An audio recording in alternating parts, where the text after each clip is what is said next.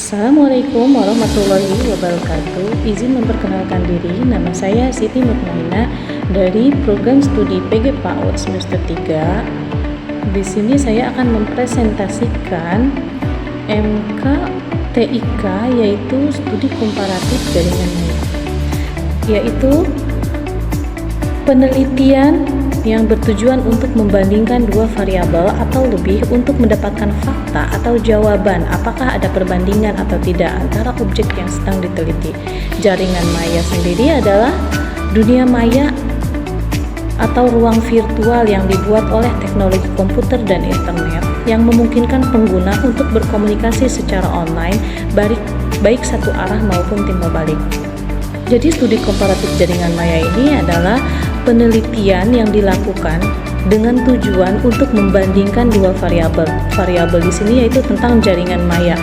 Di sini termasuk di dalamnya sosial media, antar satu sosial media dengan media sosial yang lainnya.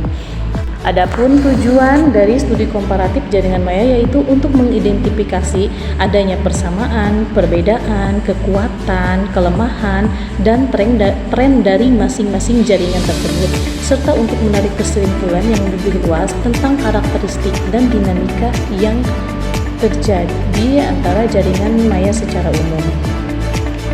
Adapun aspek yang sering dibandingkan dalam studi komparatif jaringan maya.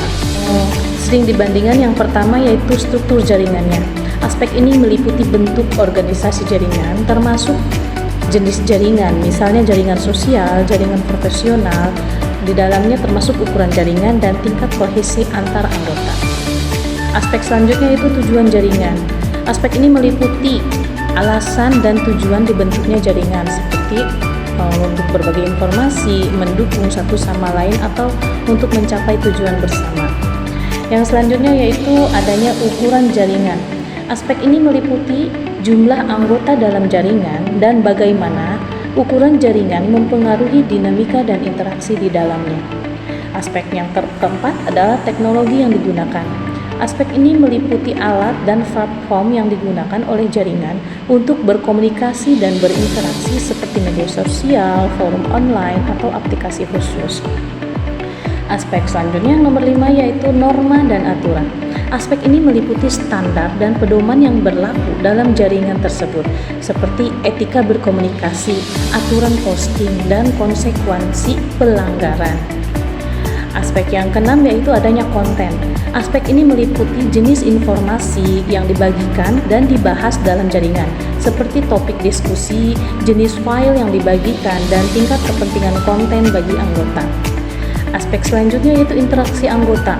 Aspek ini meliputi cara anggota berinteraksi satu sama lain, seperti frekuensi postingan, jenis interaksi misalnya diskusi, pertanyaan, dan tingkat partisipasi dari anggotanya. Aspek terakhir yang sering dibandingkan yaitu dampak sosial. Aspek ini meliputi pengaruh jaringan terhadap anggota dan masyarakat luas, seperti perubahan perilaku, peningkatan kesadaran sosial, dan dampak ekonomi. Membandingkan aspek-aspek ini, peneliti komparatif dapat memberikan wawasan tentang bagaimana jaringan maya beroperasi, apa yang membedakan mereka, dan bagaimana mereka mempengaruhi anggota dan masyarakat. Berikutnya ada metode analisis yang digunakan dalam studi komparatif ini. Yang pertama ada analisis kuantitatif. Analisis kuantitatif digunakan untuk mengumpulkan dan menganalisis data numerik tentang jaringan maya. Metode yang digunakan yaitu meliputi pengumpulan data melalui survei, kuesioner, atau pengumpulan data dari sumber online. Selanjutnya ada analisis statistik untuk mengidentifikasi tren dan korelasi antara variabel. Metode selanjutnya yaitu penggunaan teknik ala analisis seperti analisis regresi, analisis faktor, dan analisis klaster.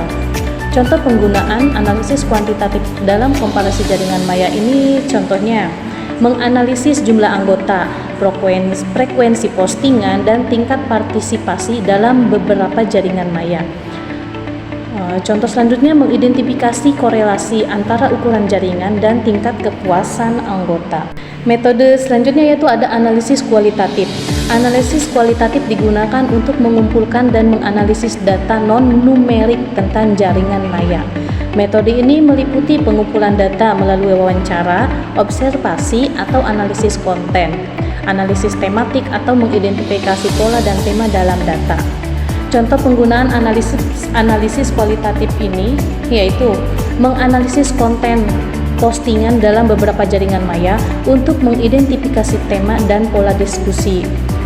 Contoh selanjutnya mengobservasi perilaku anggota dalam beberapa jaringan maya untuk mengidentifikasi pola interaksi dan komunikasi. Metode yang ketiga yaitu metode gabungan. Metode gabungan digunakan untuk menggabungkan analisis kualitatif dan kuantitatif dalam komparasi jaringan maya.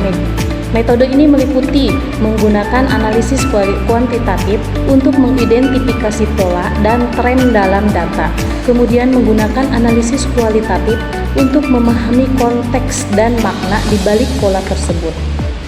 Contoh penggunaan metode gabungan dalam komparasi jaringan maya yaitu menganalisis jumlah anggota dan frekuensi postingan dalam beberapa jaringan maya menggunakan analisis kuantitatif, kemudian menggunakan analisis kualitatif untuk memahami konteks dan makna di balik pola tersebut. Menggunakan analisis kualitatif untuk mengidentifikasi tema dan pola dalam konten postingan dalam beberapa jaringan maya. Selanjutnya ada manfaat dari studi komparatif jaringan maya. Yang pertama yaitu memahami dinamika jaringan. Yang kedua, mengembangkan teori tentang jaringan maya. Ketiga, mendesain intervensi yang efektif. Yang keempat, memprediksi tren masa depan. Contoh studi komparatif jaringan maya yaitu yang pertama perbandingan, misalnya perbandingan antara komunitas online penggemar K-pop dan penggemar anime. Ada juga menganalisis perbandingan antara platform media sosial Facebook dan Twitter. Ada yang selanjutnya yaitu studi komparatif tentang jaringan sosial profesional LinkedIn. Contoh jaringan yaitu ada situs web, ada internet, media sosial, dan aplikasi.